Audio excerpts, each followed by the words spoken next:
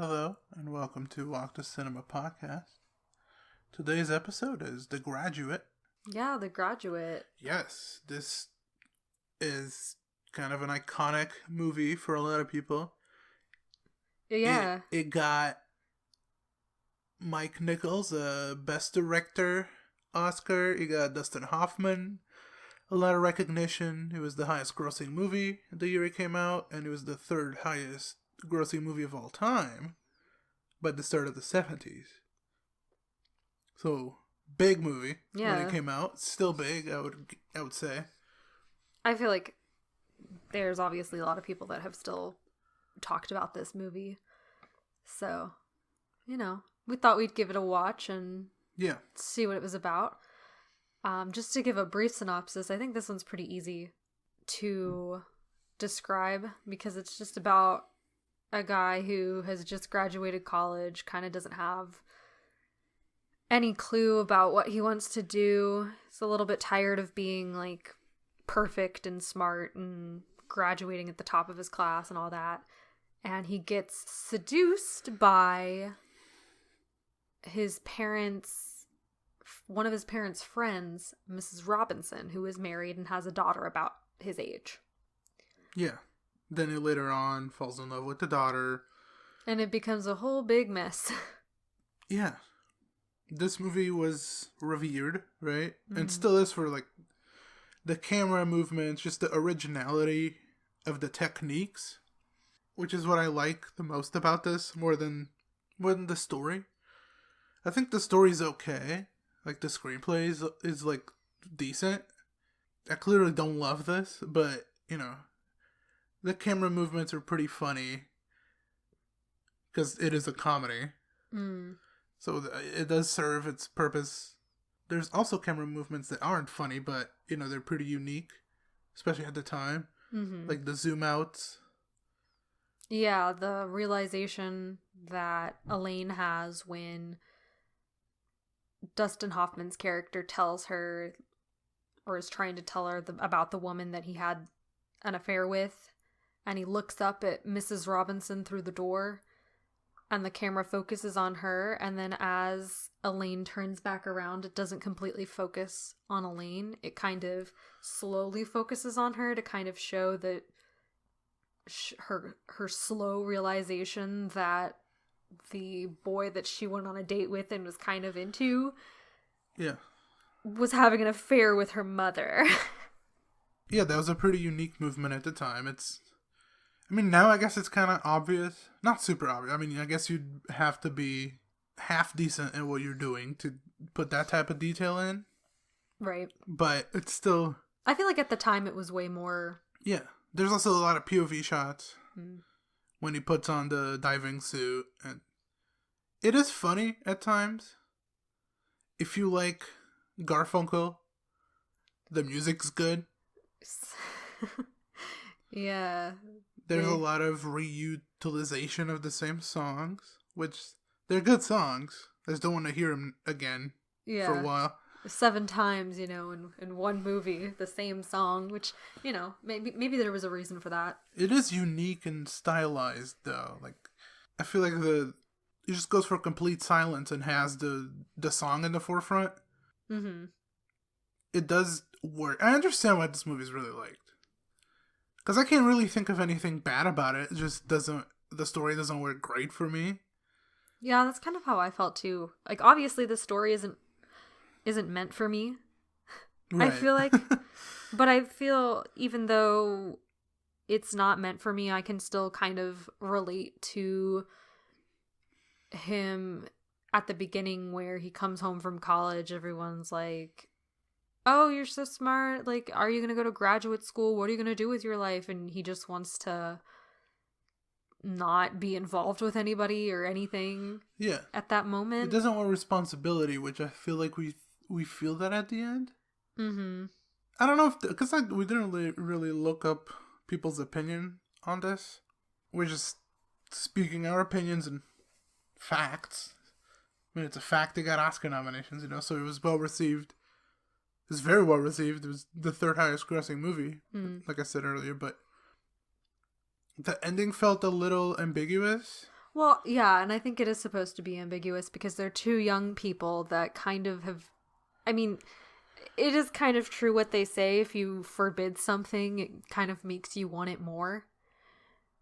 So they were forbidden from being with each other.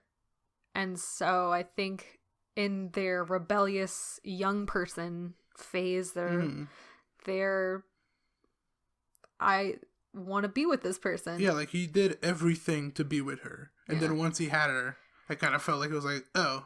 Yeah. Did I actually want her? I feel like that's a common feeling that young people have. At least I remember being in high school and, you know, like wanting something. I don't really know what I could say that would be a good example, but once you have it or once that thing happens to you, then you kind of are disillusioned with the idea. Like running for class president or something. True. Like you want the class presidency so bad, but once you have that responsibility and you have that physical thing and now you've achieved it, the allure to it is kind of gone and you start to feel a little bit panicky. Yeah. I mean, that's for everything. I feel like a lot of people feel like once you get what you want, it's kind of like, now what? Yeah, it's or now like, did I really want it? Or like, it doesn't feel as good as you think it would feel, which sucks. But I feel like that's a universal thing. Yeah. Everyone has this thing that they really want. Once they have it, it doesn't feel as good as you thought it would. And then you just keep going. Yeah, you just deal. But we don't know what happens at the end. Like, we don't know what happens in their lives after they leave the chapel, after she leaves her husband or her. We know someone that got married very young. Mm-hmm. And I was going through a divorce. Right. You know them better than I do. But it's kind of the case of they wanted these things to happen, to leave their family and move in with this. And then after they had all that, it was like, oh, do I love them? Yeah. And that should be the first thought, right? Mm-hmm. Ideally. Mm-hmm. But I feel like this is similar. Right. Where the last thought is, do I love her? And the first thought is, let me have her first and then I'll figure it out. Yeah, it's definitely a very interesting movie, I would say. And back to the story element part of it, when I say it's not for me, like, because I feel like this movie is primarily made for young men who also are kind of disillusioned with life and who also are kind of aimless, and I fit the bill. And but I don't know. I didn't feel like it worked for me. Like for my liking. Yeah, and I feel like the element of having, like, starting an affair with your parents' friend who has kind of known you your whole life, I feel like it's a little skeezy. Which, it works great comedically, though. Yeah, I think it does. The funniest moments are Dustin Hoffman's awkwardness towards her. Yeah, those definitely work for comedic elements, but it's still kind of like, I don't know if it's supposed to be meant to be kind of sexy and forbidden, but to me it just is skeezy on all levels. I think it's a category on some adult websites that people really gravitate towards. Ted Cruz, for example. Yeah, ain't that something? Yeah, I feel that, but I think there's like a popular idea of just being entrapped into intercourse by an older woman, an older attractive woman that you want to be with, but you'd be scared to make the move if she didn't make the move. Yeah, see, and that's why I think it's more along the lines of an adult male fantasy, or at least a young male fantasy. I think it is like a fantasy to like be in that situation. Yeah, where it's like I'm in love with the mom and the daughter, though he's not really in love with the mom, obviously. But it also might be a joke on that, though. That's true. I'm not sure of the intentions. I didn't really look it up. Yeah, I don't know if the intentions were like just straight up, we're doing this because, you know, it's a fantasy. It's a fantasy. It's a good story. It can be funny and dramatic and sexy, but it could also be like, oh, this is what you want? Let me make fun of it. Yeah. I mean, I feel like I can kind of see a modern day version of this type of story. Well, no. You bring up more modern day. I think this is very timeless. It felt ageless. Like, I was watching it and I was thinking, like, if this was made in the 90s or even now, would it be any different? Not by much. No, I mean, I can think of, like, Licorice Pizza that's not exactly like this. Like, it's not a love triangle between a mother and a daughter, but it kind of is very similar, in my opinion, where you have an older woman that is, for some reason, attracted to a 15-year-old boy. Right. And the 15-year-old boy kind of is juggling her and also girls closer to his age. Yeah, and he also doesn't really know what he wants. Yeah. Yeah, it's a good comparison. I mean, it is ageless. I think this could be... Well, yeah. It feels fresh at any point that you watch it. Because a lot of people complain that old movies have the sensibility of the times. Mm-hmm. This one is not that. The sensibility that he has hasn't changed much. There's no crime, I guess, like Licorice Pizza would be kind of criminal. Right. This one is... Takes place during the same time, though, kind of, roughly. A little earlier. Yeah. But the 70s and the 60s. They're all adults. They're all consenting, Yeah. They're all fine to do what they're doing. It's just morally ambiguous. Yeah. I don't think the main character is likable. I guess they're likable, but, like, very flawed. He is very flawed. And he is a weasel. He's like... Everything he's doing is not what he should be doing. A lot of it is not even excusable. Yeah, I mean, because the character feels like he's just so aimless, which I think happens to a lot of people after they get out of college. Yeah, but there's a lot of comedies like this that people like that I never really love, like Ferris Bueller's Day Off. Was kind of similar, right? It's like someone that just doesn't want the responsibility, wants to have fun. And that's also like a super beloved comedy that I don't really understand how so many people connect to, but I'm glad they do. Yeah, I'd say that we both kind of agree that we don't really get why people are so connected to this one. So if you are one of those people, good for you. Let us know, because I am curious, because I do think it's a good, well done movie. There's nothing technically wrong with it. I can't really say anything negative about it. Because there's nothing negative about it. It's just the screenplay sometimes doesn't click. That's what I felt here. Looks great. I do think that the use of music is pretty nice. It's different. It's nicely edited in. Where it doesn't feel clunky. It doesn't feel like they're montages, Yeah. So, stylistically good, technically good. Story's just not my favorite.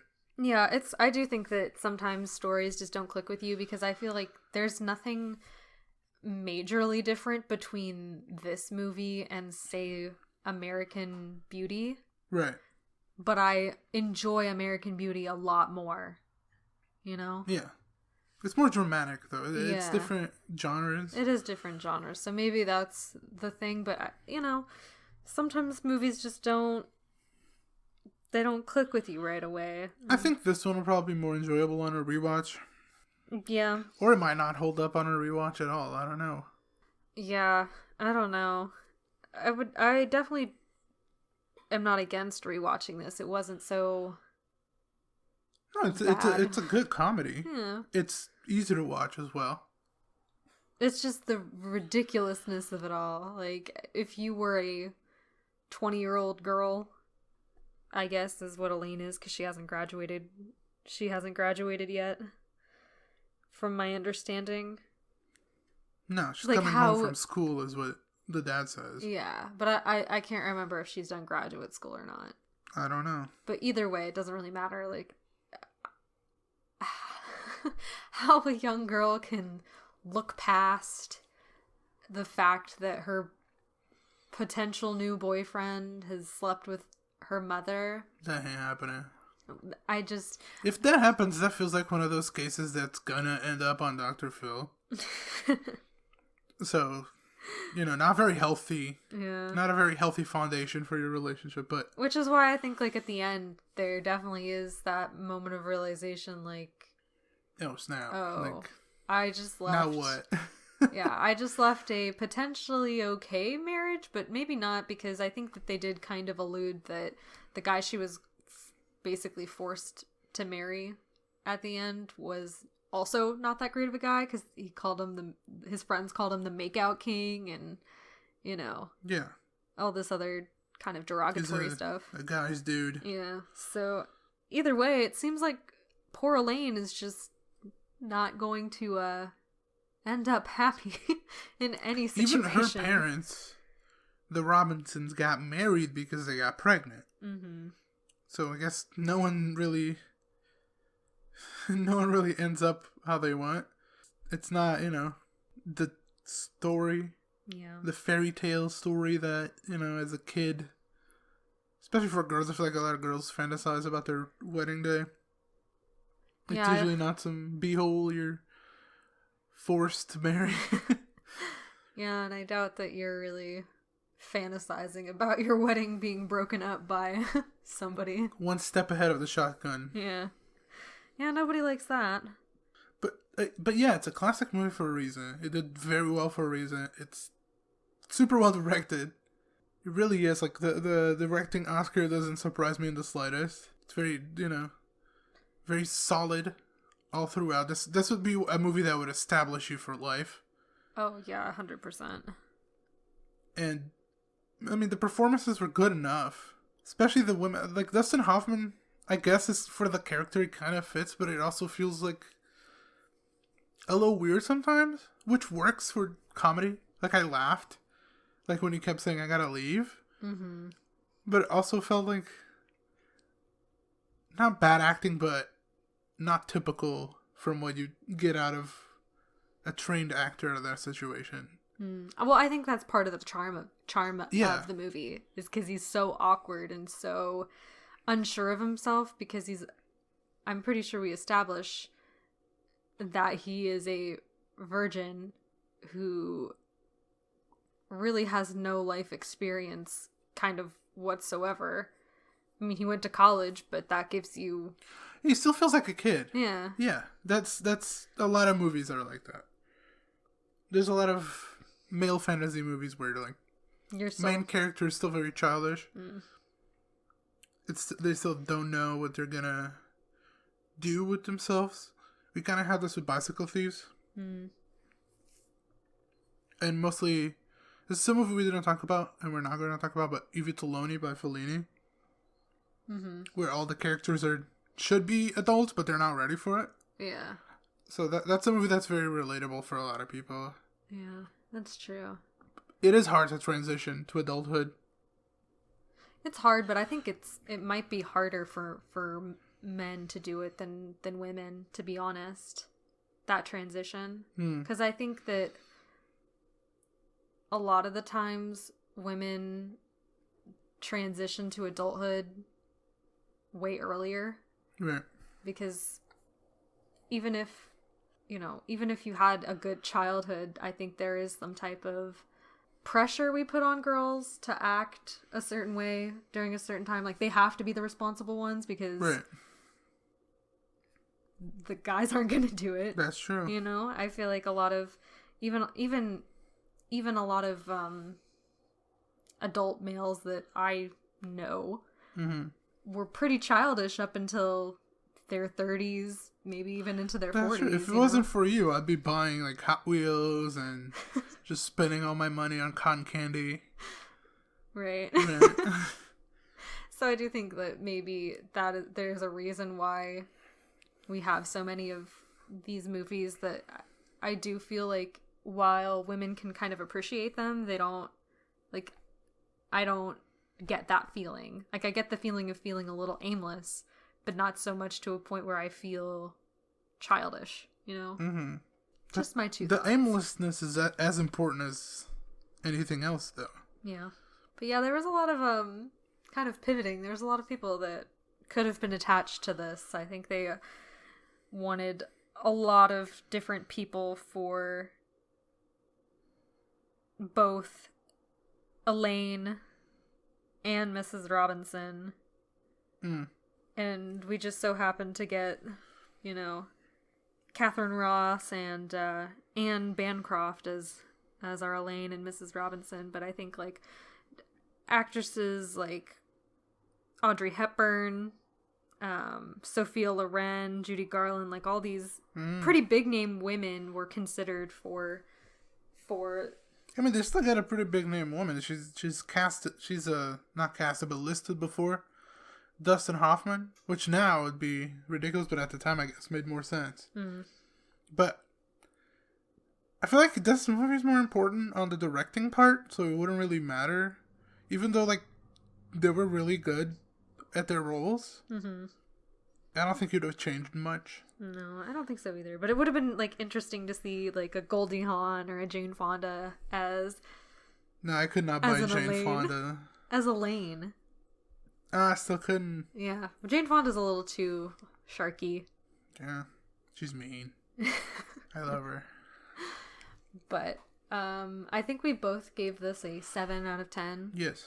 Where, like we said, we think it's a good movie, but we're both kind of in agreement that we don't understand why it's so highly coveted, I guess. Yeah. I mean, if you like the story, this is the perfect movie, because everything else is perfect about it. Yeah. Just the story, again, didn't click.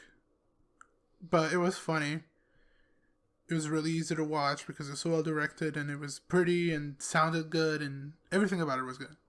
I really didn't say anything too negative about it, but I guess the rating seems a little low. We got that with Memento. Yeah. People said it, like, the way we talked about it seemed like it was a higher rating. They were going to give it at the end, but... Sometimes it's just you feel a certain way about a movie. Yeah, just the feeling. The number doesn't matter. Yeah. I mean... Obviously, I feel some of these numbers they don't correspond to how much I enjoyed the movie sometimes. Yeah, and this is definitely like something you should watch. I mean, it's part of your film journey. Because this is not like something you gotta make a day out of. Yeah, it's very quick. It doesn't feel long. It's like an hour and 40 minutes. Yeah, it's fast, it's funny, you don't gotta take it too seriously if you don't want to. You know, it could just be something classic to entertain you for the day, something you haven't seen before. So you can explore different routes. Yeah, and it's always good to kind of see what you like and dislike. Because who knows, maybe this could be your favorite movie.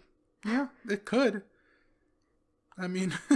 But I think that's all we have for this episode. So we'll see you next time.